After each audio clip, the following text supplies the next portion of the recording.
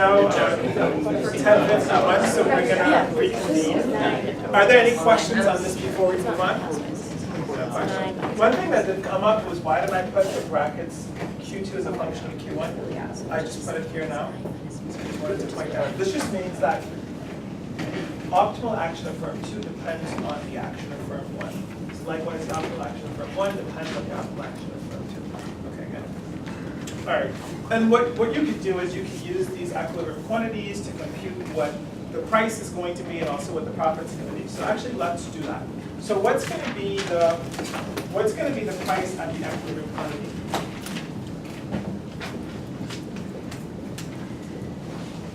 Right? What's going to be the price? It's going to be 100 minus 5 times Q1 plus Q2, which is 6 plus 6, right? So that's just 100 minus 5 times 12, which is 100 minus 60, which is equal to $40, right? Everyone sees that? Okay, great. So this is P star. Can I erase this here?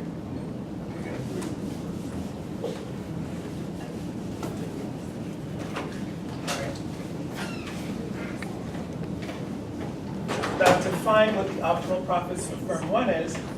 Remember that equation that Tom, right? Yes. That Tom gave us. It's going to be revenue minus cost. The revenue is going to be, what's the equilibrium price times the equilibrium quantity minus the marginal cost times the equilibrium quantity too, right? And so that's just going to be $40 times the quantity. And what's the quantity that firm 1 is going to produce? It's going to be 6, right? And you have to make that really clear, because some people will make mistakes and they will, when you're looking at the overall price, that's going to depend on the total quantity. But my revenue is only going to depend on what I produce. So make sure that you don't make that mistake. So it's going to be $40. I'm going to sell 6 units, and it's going to cost me $10 per unit to produce each of the 6 units, right? And so that's going to be the same thing as saying 40 minus 10 times 6. So that's just going to give us 30 times 6, which is $180. Right? Did I do the math correctly on this? Okay, good. So this is the profit. Who can tell me what the profits of firm 2 is going to be? 180? Your name? Jordan. Jordan, defend yourself. It's just the exact same thing. You just switch in Q2 star, which is still 6. Exactly. Right. The equilibrium quantities are the same. The equilibrium price is the same because it's a market price. The marginal cost is the same. So by symmetry, the profits should be the same. You don't have to do any math for that. But make sure that you can make that argument. Okay, great. So we have this done. Now, I want to think about how I'm going to do this. All right. So let us continue. I'm going to erase. Everyone can see that board okay, right? Okay, good.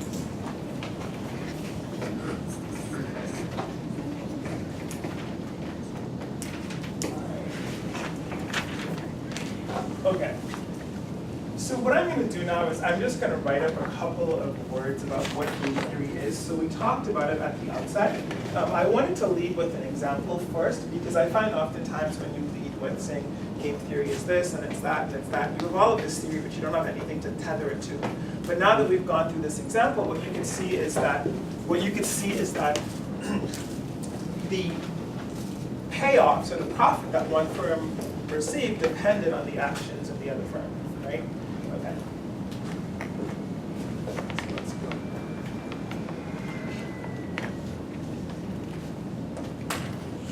Okay, so what is game theory? And we had this earlier. So an individual's payoff, and you can think like profits for firms, utility for individuals.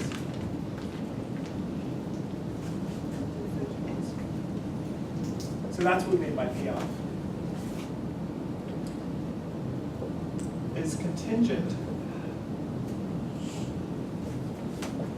on his or her own actions as well as the actions of others. So in this case, firm one's payoff was contingent on its own quantity, but also on the quantity that the other firm produced, right?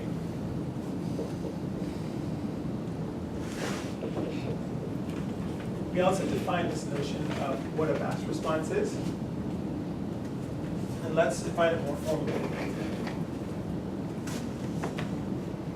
An action by an agent, which we're going to denote as AI, is a batch response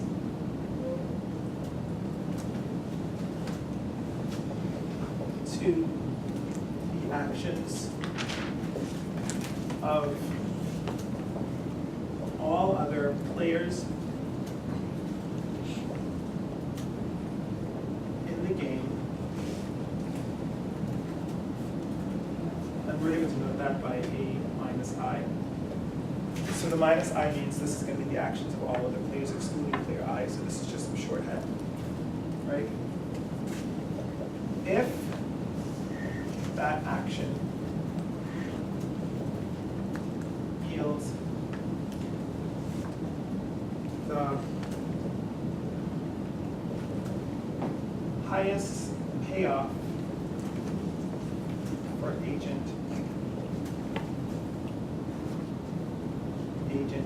by given the actions of the other players.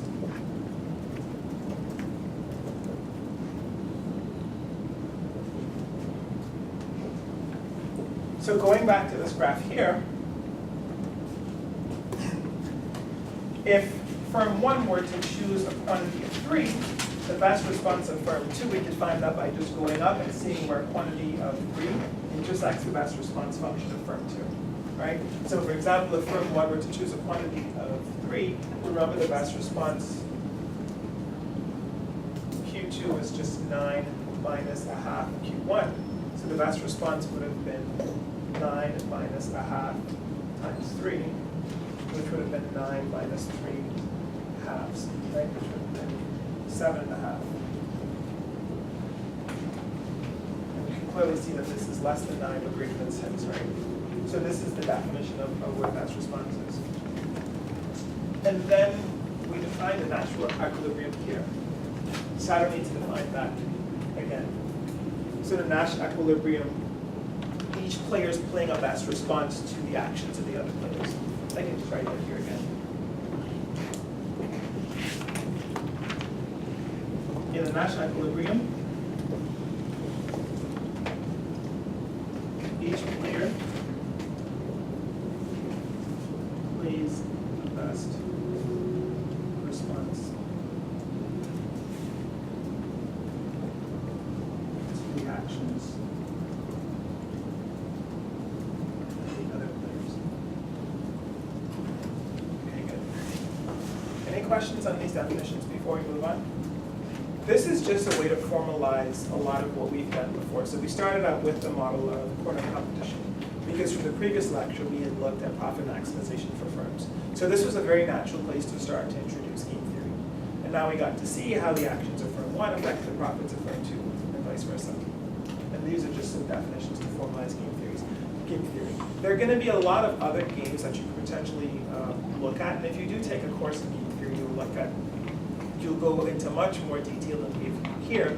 But essentially, you have the foundational understanding of what game theory is. It's about strategic interactions. Okay. Now, what I want to do now is, which game do we want to look at? Okay.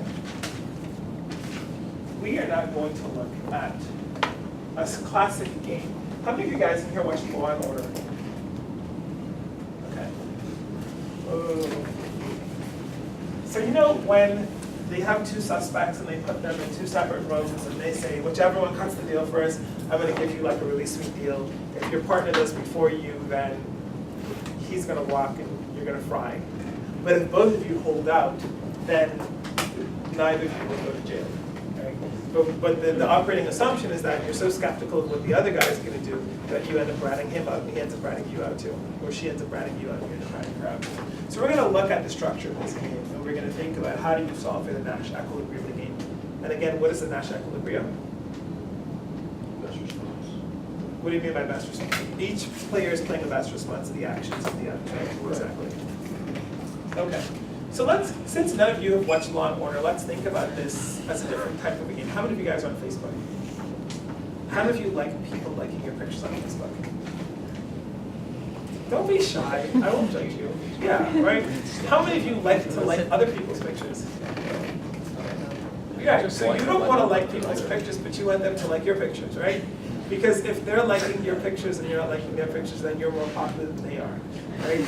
It's like on Twitter, right? If you have more people following you than you follow, then you're kind of more popular, right? So you want everyone to follow you, but you don't want to follow people.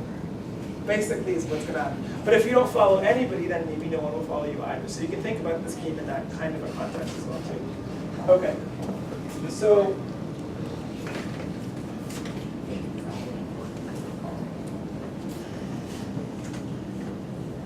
let's consider a game in which Jason and Jess simultaneously decide whether, and I'm changing this on the fly, whether to like each other's pictures.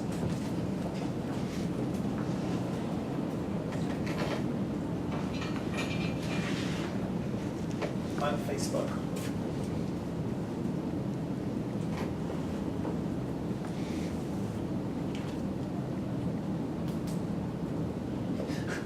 Right?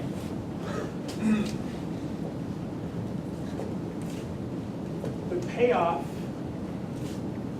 matrix, and by matrix we just mean grid, is given by, and these are going to be like ego points or popularity points, right?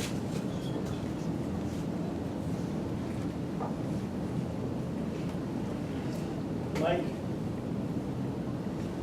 not like, not like. So this is going to be Jess, and this is going to be Jason. And these are going to be the actions that Jason can take, right? If Jason likes Jess's picture, right, and Jess likes Jason's picture, they both get 4 popularity points, right? Not bad. But if Jess likes Jason's picture and Jason doesn't like Jess's picture, then Jess is going to be like, I'm a total star, and Jason's going to be like, I'm super lame, right? So this first thing here, so the way to think about this is going to be, this is the action taken by Jess, this is the action taken by Jason, right? And then the first entry in this matrix element here is going to be utility that Jess gets, given that these are the actions taken by the 2 people in the game, right? And so in this case, if there's like, then Jess gets 4, which is the first entry, Jason gets 4. If Jess likes Jason's picture, but Jason doesn't like Jess's picture, Jess is going to get -1, but Jason's going to get 5, right? So Jason may have an incentive not to like Jess's picture because he gets more utility from not liking Jess's picture if she likes his picture. All right, now let's say Jess doesn't like Jason's picture, and Jason is a real guy, and Jason likes Jess's picture, right? So how many of you guys watched the VMAs? Don't be shy. I know some of you watched the VMAs because everyone was talking about how Drake came on and he was talking about like how he loves Rihanna and he's such a huge fan of hers XYZ, and she's like, oh thanks. So you can think about Drake and Rihanna as a All right, so Jess does not like Jason's picture, and Jason likes Jess's picture. Jess gets 5 popularity points, and Jason gets -1 popularity point, right? But if they choose not to like each other, everybody is like, I'm just too cool for school, they both get 0, right? What we're going to do now is we're going to compute what the best response functions are going to look like in this context. Okay, if Jess chooses to like, so given Jess's action to like, what's the best response of Jason? Should Jason like Jess's picture or should he not like Jess's picture if Jess has chosen to like? he should not like, right? Because if he chooses not to like, he'll get 5 points instead of 4 points for liking, right? And so we put a little underline on here. This is Jason's best response. Does everybody follow that? If Jess chooses to like, right? What if Jess chooses not to like Jason's picture, right? What's Jason's optimal, his best response? Not to like her picture, because if he likes her picture, he's a soccer and he gets -1. If he doesn't like her picture, he gets 0, right? So we've computed Jason's best response. Now let's think about Jess's. So these underlines here are going to be Jason's best responses. Jason's best responses to Jess's actions. Right? Okay, now, here we go. Let's go right business. Now let's look at Jess's best response to Jason's actions. If Jason chooses to like Jess's picture, right? What's Jess's best response? What's that? Not to like, right? Because Jess is choosing between 5 and 4. Remember that the first element of the matrix is the utility that player 1 gets, right? Okay. Now what happens if Jason chooses not to like Jess's picture? What's Jess's best response? Should she like his picture or should she not like his picture? She should not like his picture, right? And so what's the Nash equilibrium here? Not like, right? Because if Jess chooses not to like Jason's picture, what's Jason's best response? Not to like Jess's picture. If Jess chooses not to like Jason's picture, what's his best response? Not to like her picture. And so if we start in this box, we're never going to move from this. In the same way that over here, if we started at this point, we're not going to move away from this. And so here, both Jess and Jason are best responding to each other, right? So the underlines for blue is Jess's best response to Jason's actions. Okay. Any questions about that? Okay. We have 7 minutes left, and I want to show you one very cool thing. And then after that, I will talk about a few administrative details. What's weird about Jess and Jason choosing not to like each other's pictures? What's weird about that? They'd be better off by liking each other's. Say that again? They'd be better off by liking each other's. Yeah, they can totally be better off here, but they're not doing this, right? And so then the question is, a lot of times, like, you end up making decisions that, like in equilibrium, that are worse off than things that you could do in equilibrium. But the problem here is that it's always better for Jason to not like than to like, because he's getting more from liking. But the fact that not liking dominates liking for Jason and for Jess, they both end up not liking and both being worse off. So one way to fix this in a game theoretic setting is to have a repeated game, where Jason and Jess realize, hey, we're going to be Facebook friends for life. We're going to be BFFs. So if you never like my pictures and I never like my pictures, we're always going to be stuck at 0. So let's try to cooperate. And let's look at a specific strategy. Let's say like Jason and Jess, they're 2 days, and they play this game. And what Jess says is, okay, Jason, I will like your picture today, and if you like my picture today too, then I will like your picture tomorrow. But if you don't like my picture today, I'm not going to like your picture tomorrow. Right? That could be one way to design a contract for them to work. And in an infinitely repeated game, like you could think we're going to be friends for life, you could actually say, if you don't like my picture today, I will never like your picture again. In fact, I will defriend you. Right? And you can like use that on people. And you're going to do that in the homework. But let's work out the simple case, right? Okay. So this is like how to get like in a repeated game. Right? So this is the strategy. Both Jason and Jess agree to like each other's picture today, and to like each other's picture tomorrow only if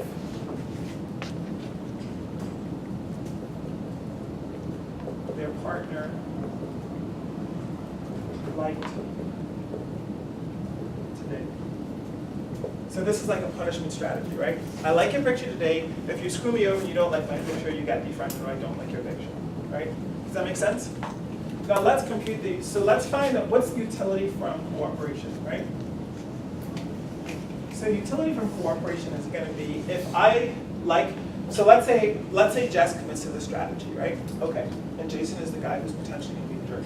What could happen is the utility that Jason would get from cooperation he would get 4 today, and he would get 4 tomorrow as well. But let's discount that by some factor delta, where delta is less than 1, delta is between 0 and 1, because what we're saying is that maybe Jason values a like today a lot more than a like tomorrow. So this is like the standard discounting that we do, right? If I said, do you prefer a dollar today or a dollar tomorrow, which one do you prefer? Today, right? Because I may not show up tomorrow, right? So you can think about delta as somehow a discounting for the future. Let me keep an eye on time. We have 3 minutes. Okay, good. Now, what's utility from defection? If Jason defects, he's like, aha, Jess likes my picture on day 1, but I'm not gonna like her picture. He's gonna get a 5 from today, but tomorrow he's gonna get 0, right? Times delta. So in order to sustain cooperation, we need that the utility for cooperation must be greater than the utility for defection. Right? Everyone follows that? So that's going to imply that 4 plus 4 delta must be greater than 5, which would be the same as saying that 4 delta must be greater than 1, which implies that delta must be greater than 1/4. So as long as like Jason's valuation for like a like tomorrow is more than 1/4 the value of his valuation for a like today, he's going to prefer, both he and Jess are going to prefer to play like in this 2-stage game. And so whereas cooperation cannot be sustained in the 1-stage game, in the 2-stage game, cooperation can be sustained, right? Because there's this punishment strategy. Okay. Now, we have like literally 1 minute left. How many of you guys have accessed Canvas? Please access Canvas. All of the course materials are on Canvas. Let me know if you don't have access to Canvas. There's one slight modification to the homework on problem 3 where you have to calculate the equilibrium profits and the equilibrium price too. So make sure that you download those versions of the homework. There are also guidelines for the submission as well. You guys all have access to Share Tech. You've gotten accounts. You know how to use it. The tech files too for the homeworks and for the lecture notes are posted online, so you can use them for template too. And just one quick thing, can I get a group to volunteer to do the lecture notes for today, to tech them within the next like 2 weeks? You will get 1 point of extra credit. Okay, cool. Each group will have an opportunity to do this throughout the semester too, okay? All right, awesome. So we are done. Thank you guys.